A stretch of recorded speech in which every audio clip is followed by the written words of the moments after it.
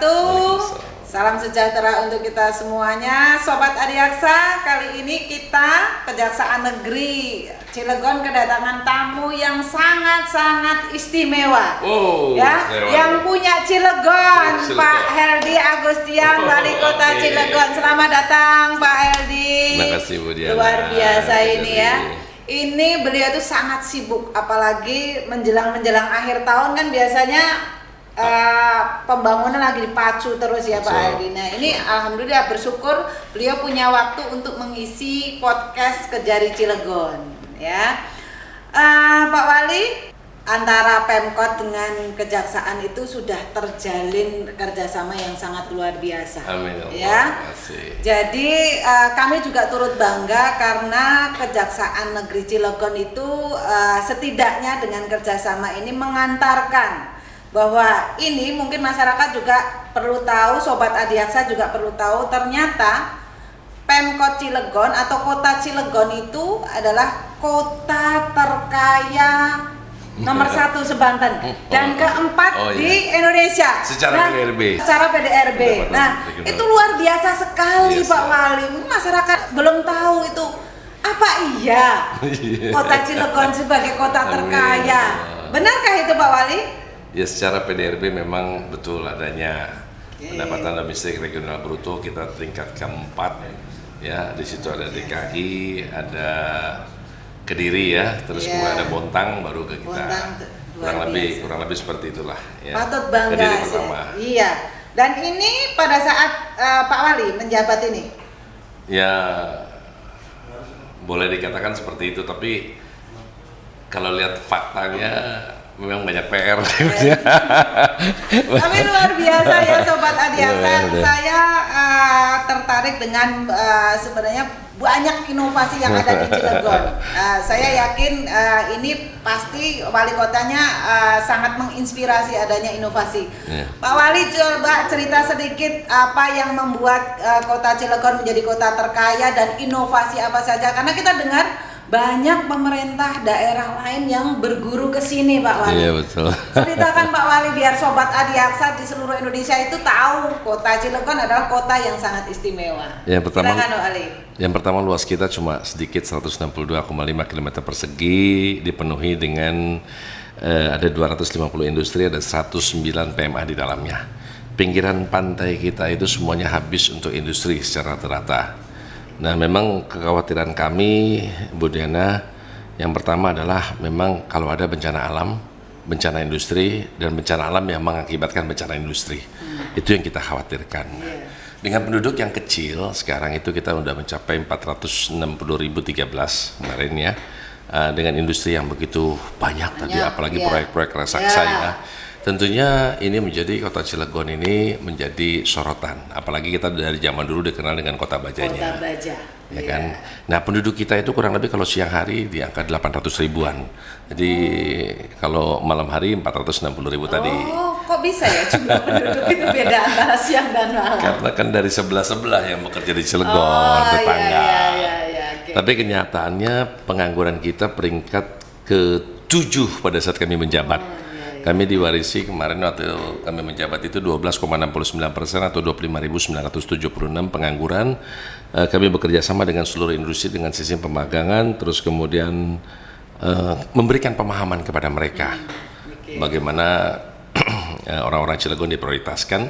Setahun turun menjadi pengangguran tadi menjadi 10,13% atau turun sebanyak 5.062 orang. Tapi lagi-lagi peringkat ke-7. Masih di peringkat ke-7. Karena kan terlalu tinggi tadi. 2017 kita peringkat ke-7, 2018 peringkat ke-6, 2019 ke-7, 2020 ke-7, 2021 ke-7. Maka kami punya PR untuk meningkatkan UMKM Kota Cilegon.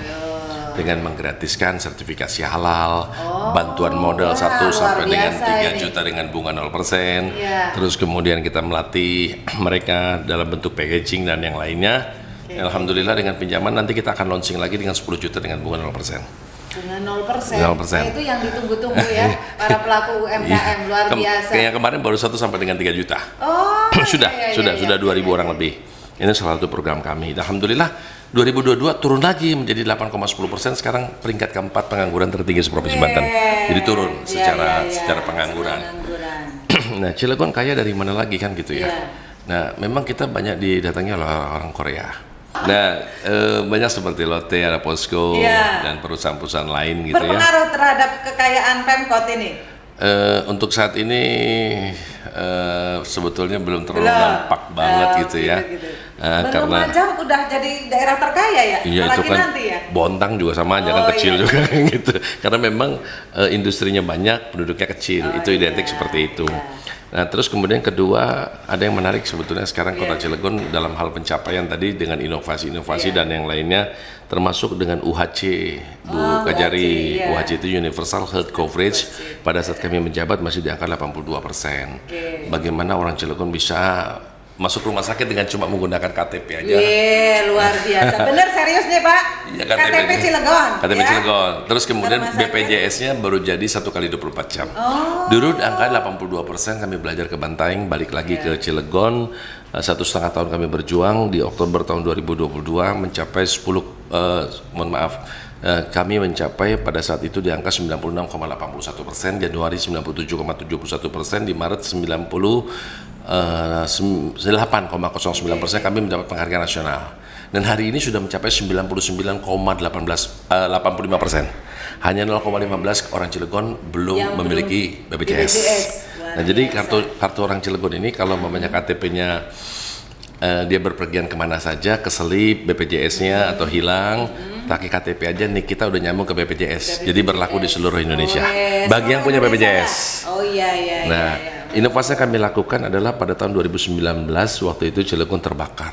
Tempat sampahnya itu ada namanya Bagendung di sana. Maka kami sesuai dengan Perpres 35 2018, kami sebetulnya nggak ditunjuk, Bu Kajari, nggak ditunjuk.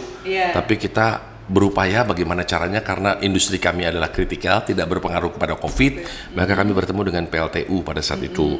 Lalu terus kemudian di bulan April, di bulan Agustus kami MOU untuk membuat proyek percontohan sampah dengan bentuk co-firing. Co-firing itu sampah bentuknya co-firing, bahan bakar pendamping batu bara. Nah, pada saat di bulan November kami sudah bikin pabriknya, di Desember dengan kapasitas 1,5 ton per hari itu diresmikan.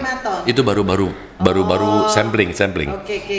Kemudian di bulan Juni tanggal 30 kami diundang oleh PLN, jadi naik kelas dari PLTU ke PLN. Kita MOU di Bali pada saat itu, alhamdulillah PLN memberikan hibah dalam bentuk pabrik sampah, kurang lebih hampir 10 miliar lah. Nah, kita alhamdulillah kita produksi lebih besar lagi pada saat di bulan Desember baru diresmikan oleh PLN. Dan alhamdulillah mulai saat itu banyak sekali orang datang ke Kota Cilegon. Itu ternyata kuncinya ya. Sudah 63. Berburu ke Cilegon. Ya, termasuk DKI Jakarta juga datang ke Cilegon. 63 pemerintah kota daerah. Ya, termasuk di sini tentang sampah. Iya, betul. Co-firing bentuknya. Karena harga 1 ton sampah kita sama dengan harga 1 ton batu bara yang diterima oleh PLTU. Nah, dan itu juga dari kepresidenan juga hadir gitu, dari wakil presiden juga hadir gitu ya. Jadi artinya dari Pak Luhut juga orang-orangnya juga hadir gitu, alhamdulillah gitu. Ya, jadi banyak dikunjungi, termasuk dari Korea dan Jepang sudah hadir. Sudah dari Kota Cilegon. Ternyata Cilegon selain kaya juga inovasinya banyak. Ya, makanya nggak kaleng-kaleng ini kayaknya wali kotanya, ya, luar biasa itu. Idenya banyak. Terus kemudian kita juga ada Presiden pernah meresmikan yang namanya KKP, Kartu Kredit Pemerintah Daerah. Kartu kredit apa itu Pak Wali? KKPD itu namanya. Jadi kalau di pusat namanya KKP, Kartu Kredit Pemerintah. Terus kemudian pada tanggal 8 Mei oleh Menko Perekonomian ya, Pak Erlangga, berikut dengan Gubernur BI meresmikan KKPD, Kartu Kredit Pemerintah Daerah. Sasarannya masuk kartu kredit pemerintah daerah ini di mana itu di Dinas BPKAD. Nah, Cilegon menjadi proyek percontohan nasional. Sudah 25 kabupaten kota juga yang sudah hadir ke Kota Cilegon untuk belajar bahwa kita sudah menggunakan KKPD tersebut.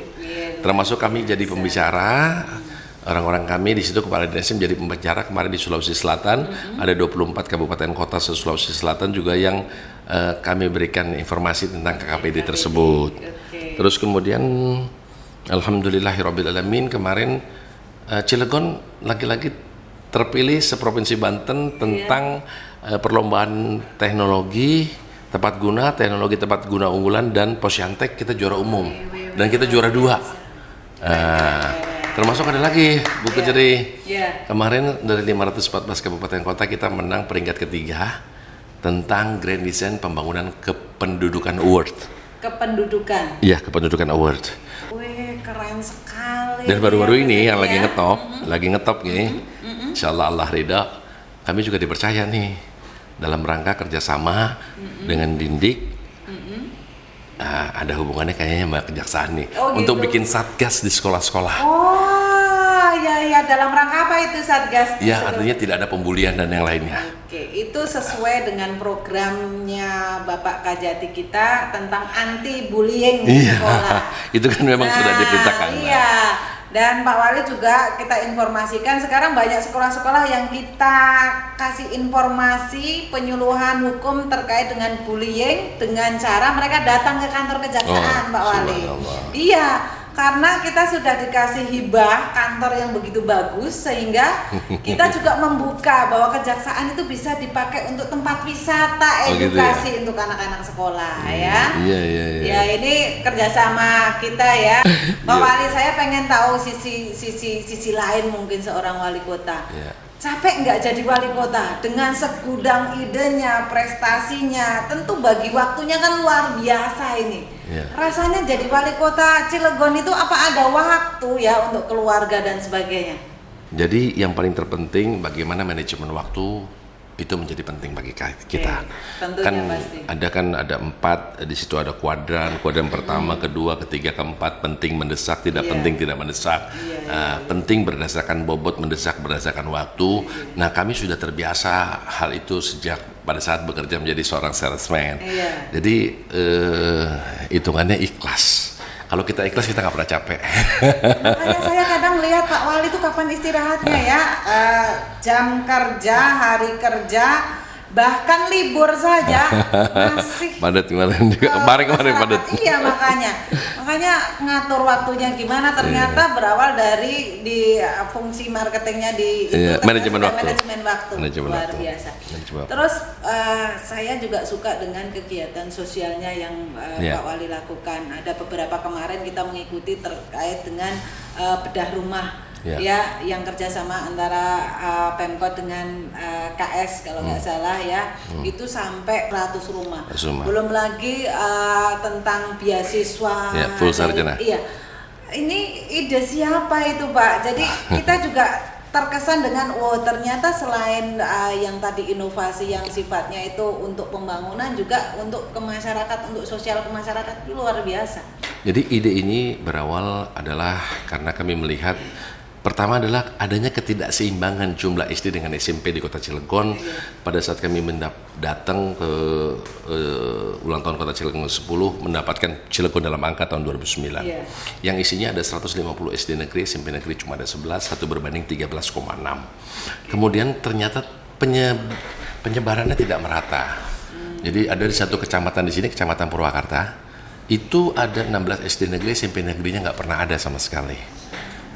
Makanya kami berjuang. Di Jombang ini termasuk Jombang ini kantor kita ini Jombang. Di Jombang ini ada 24 SD negeri, SMP negerinya, SMP negeri 1 Jombang yang berdiri tahun 1958, nggak ada lagi SMP negerinya, cuma ada satu-satunya. Ya, bagaimana dengan sistem zonasi? Orang Purwakarta nggak bisa, di Jombang aja nggak tercukupi. Di sebelah kanan Purwakarta ada Grogol. Di Grogol itu ada 14 SD negeri, SMP negerinya cuma 1, SMP negeri 3 yang berdiri tahun 1980. Juga cuma ada 1 SMP negeri. Termasuk di Citakel cuma ada 1 negeri dari 24 SD negeri, SMP negerinya SMP negeri 11 yang berdiri tahun 2008. Itu adalah SMP negeri terakhir di Kota Cilegon. Maka sesuai dengan perintah Undang-Undang Dasar tahun 1945 alinea keempat mencerdaskan kehidupan bangsa, pasal 31 ayat 1, setiap warga negara berhak mendapatkan pendidikan selama 13 tahun Bu Diana. Alhamdulillah Allah kasih saya ridho jadi wali kota gitu. Pada saat dilantik Februari, Maret, April, Mei, Juni kita sudah buka meskipun waktu itu gedungnya belum ada, masih nebeng. Tapi statusnya alhamdulillah disetujui oleh pusat pada saat itu. Ya kan, meskipun kita masih nebeng di SD, nebeng di sekolah swasta yang muridnya nggak ada gitu, maksudnya seperti itu. Kalau kita beli tanah dulu, ngebangun dulu, kita tidak bisa menyelamatkan angkatan yang tahun 2021. Sehingga alhamdulillahirobbilalamin pada tahun 2021 itu kami bisa menerima dari 4 SMP negeri ini tambahannya, yaitu 12 di Jombang, 12 di Purwakarta, 13 di Jombang, 14 di Citangkil, dan 15 di Grogol, ya, di Kecamatan Grogol. Ini kita bisa nampung 480 orang. Sekarang kita sudah resmikan 2 sudah jadi SMP negeri. Alhamdulillah sekarang sudah bisa menampung 800 orang, Kota Cilegon bisa. Nah, pendidikan menjadi hal yang penting karena ini adalah kebutuhan dasar. Maka setelah itu kami melihat dengan banyaknya tadi pengangguran tadi, kami melihat ternyata pendidikan orang Cilegon, mohon maaf, banyak juga yang cuma lulusan SMA, SMK. Bahkan ijazahnya banyak yang belum tertebus, itu loh kemarin tadi saya cerita, ya kan? Maka kami berusaha dengan Basnas menebus tadi itu dengan SMK 17 dan SMK Fathahillah itu sebanyak 200 ijazah, satu ijazah cuma 1 juta sebetulnya. Tapi total tagihannya ternyata 2,5 miliar. Kami baru bisa 200 dulu kan gitu ya. Nah, maka yang paling terpenting bagi kami adalah kami luncurkan beasiswa full sarjana ini. Kami menganggarkan 5.000 orang kali 8 semester kali 3 juta rupiah sebanyak 120 miliar agar orang-orang Cilegon ini bisa ibaratnya dalam rangka generasi emas tahun 2045 kami persiapkan dari sekarang. Sudah berapa yang dapat beasiswa? Tahun 2021 sebanyak 523 orang, tahun 2022 1.208 orang, target kami tahun ini 1.269 orang. Jadi membangun SDM itu bukan pencitraan. Karena kami pengen nanti orang Cilegon itu populis secara nasional. Karena sampai sekarang belum pernah ada orang Cilegon jadi menteri, belum ada. Belum ada ya. Jadi dirjen gitu dari Kajati gitu juga belum ada. Jadi Kajari nggak tahu, belum ada juga kali mungkin. Mohon maaf Asli ini. Cilegon, ya? Asli Cilegon maksud saya, ya kan? Dengan Kita adanya wisata beasiswa hukum nanti ini nanti akan banyak siswa-siswa yang akan bercita-cita jadi jaksa. Nanti akan ada Kajari yang asli Cilegon. Amin. Nah, kita berharap begitu. Kita ya? berharap begitu. Mudah-mudahan nanti kita doakan gitu, karena kan belum ada informasi ke kita kan. Karena orang-orang Sumatera itu kan harus lewat laut terlebih dahulu, tapi mereka jadi orang-orang populis. Kalimantan, Sulawesi dan yang lainnya. Kita orang Cilegon tinggal masuk tol belum ada. Sekelas penyanyi pop rock dangdut aja kita belum ada kan gitu. Ada sebenarnya yang lebih populis adalah wali kotanya. Kalau lihat di sosmed itu luar biasa. Belum. Gitu kan, Belum. Nah, jadi intinya beasiswa full sarjana ini tahun 2022 kita buka lagi sekarang untuk Mesir. Oh iya. Ya, jadi satu orang itu kurang lebih 24 juta. Jadi 8 semester kali 3 juta rupiah itu kurang lebih 24 juta. Mesir, Sudan, Mekah, Madinah gitu ya, boleh juga kita buka. Syarat yang pertama adalah 5 tahun tinggal di Kota Cilegon. Syarat kedua keluarga yang tidak mampu atau keluarga yang mampu tapi berprestasi. Syarat yang ketiga IPK-nya tidak boleh kurang daripada 3. Dan syarat yang keempat adalah dengan syarat yang khusus juga ya. Khusus juga. Iya. Syarat yang keempat adalah 3 angkatan. Jadi kalau dia lulus 2024, 2023-nya masih nganggur, 2021 masih nganggur, dorong mereka untuk ikut SBMPTN. Kemudian kita melakukan pemagangan kepada seluruh industri dalam rangka mengurangi pengangguran tersebut. Dan kita juga bekerja sama sekarang dengan Politeknik yang dibangun oleh Jakarta. Sekarang di Banten ada, di Anyer. Nah, dari 120 penerimaan kemarin D3-nya kami orang Cilegon 52 orang, cukup banyak 40%. Nah, jadi pada saat dia semester 1 udah tahu dia akan kerja di mana nanti setelah lulus. Nah, kita lagi persiapkan SDM kita dalam rangka itu. Terus kemudian dari sisi kesehatan tadi, alhamdulillah UHC kami sudah mencapai tadi. Jadi pakai KTP aja orang Cilegon bisa masuk rumah sakit kalau sakit. Mau dioperasi, sesar, melahirkan, bisa pakai KTP yang belum punya BPJS. Pendidikan sudah, kesehatan sudah, rumah. Rumah tadi. Rumah Ruitillahu pada saat kami menjabat itu masih di angka bantuannya cuma 7,5 juta. Kita naikkan menjadi 15 juta. Basnas itu kurang lebih 20 juta. Maka kemarin pada saat KS kami rayu gitu ya dengan adanya program ini, dengan ilmu marketingnya.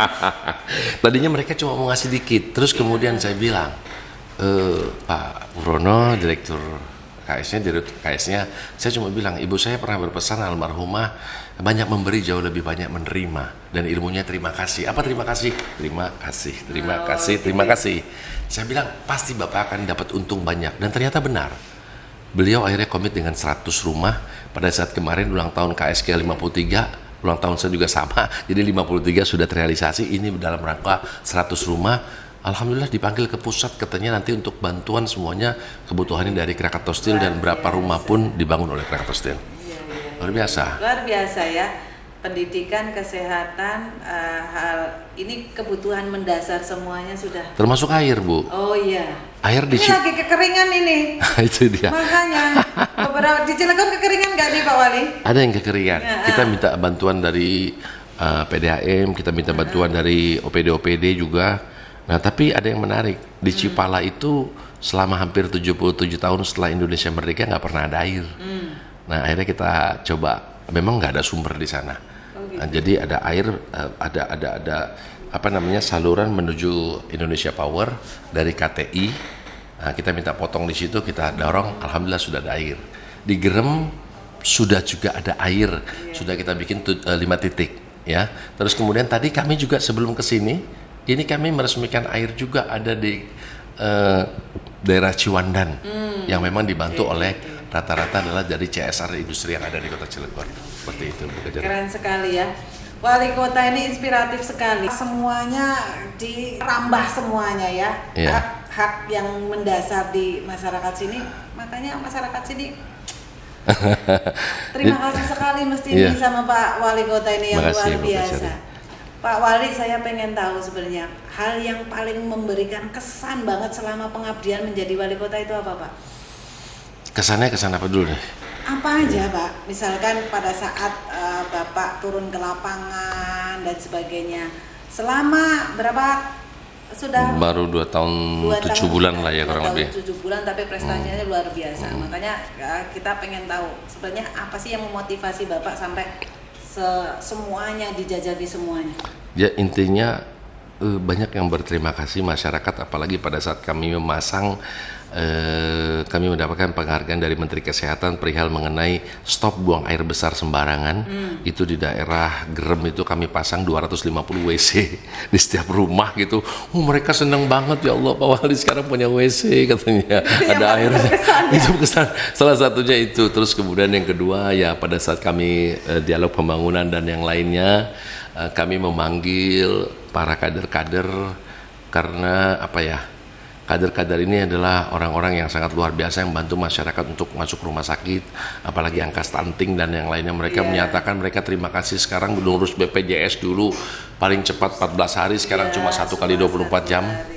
Ya kan, luar biasa. Terus kemudian ya banyaklah anak yang sudah kerja dengan pemagangan gitu ya, mereka senang. Apalagi di daerah Purwakarta mereka masyarakat semua senang sekali karena kita bangunkan SMP Negeri 12 di sana. Terutama di pendidikan juga beasiswa full sarjana, orang lain harus jual sawah, kuliah. Kami kan beasiswa full sarjana ini bisa diterima di seluruh universitas negeri se-Indonesia. Mau di ITB, mau di UGM, mau di UAS boleh. Kalau mereka nggak bisa di situ, kita sudah siapkan ada 22 universitas swasta seprovinsi Banten, sehingga mereka tidak ada alasan. Jadi beasiswa juga di universitas swasta juga bisa?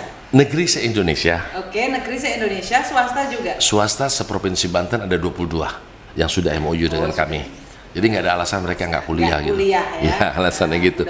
Nah, harapan kita kan pendidikan ini bisa merubah ekonomi keluarga. Sehingga bapaknya, mohon maaf, bapaknya supir, bapaknya ojek, bapaknya ini mereka tidak meniru lagi jadi supir dan ojek. Minimal mereka jadi supervisor, manajer jadi jaksa gitu kan. Jadi kejari. Amin ya Allah. Jadi kejari. Oke, Pak Wali, saya pengen melihat pandangan Pak Wali terhadap kejaksaan saat ini. Kita kan berusaha untuk mendekatkan diri ke masyarakat. Seperti kemarin, alhamdulillah didukung oleh Pemkot, kita buka kejaksaan fair untuk mendekatkan bahwa kantor kita itu tidak menyeramkan, tidak menakutkan. Anak-anak sekolah boleh masuk ke kejaksaan. Bahkan kemarin RT RW itu pengen lihat ruang kerja saya itu seperti apa. Ya, saya pengen pendapatnya Pak Wali terkait dengan kejaksaan saat ini itu seperti apa, Pak Wali? Yang pertama, setiap leader pasti berbeda. Setiap pemimpin, setiap kajari pasti berbeda. Nah, saya melihat tipikal Bu Diana ini lebih terbuka. Bukan saya loh, bukan Diananya, kejaksaannya loh. Ya, saya lihat dari sosoknya dulu gitu maksud saya. Baru kita bicara mengenai kejaksaannya. Ya kan artinya kan sosok wali kota juga healthy-nya dilihat. Sekarang kok bisa beda gitu kan karena itu terbuka dan humanis gitu loh, lebih dekat dengan masyarakat. Nah, peran kejaksaan saat ini kami selaku pemerintah daerah sangat berterima kasih. Karena kami sudah berapa kali kita juga MOU gitu ya dalam rangka pendampingan, tetap kami didampingi, terus kemudian baru-baru ini lagi dibuka lagi rumah RJ lagi di Randakari, ya kan? Kemarin langsung eksekusi, langsung selesai masalah. Makanya Pak Wali itu luar biasa. Saya juga sangat terharu karena kalau biasanya kita yang meminta kepada Pemkot untuk tolong dong difasilitasi kami untuk membuat rumah RJ, ini tidak.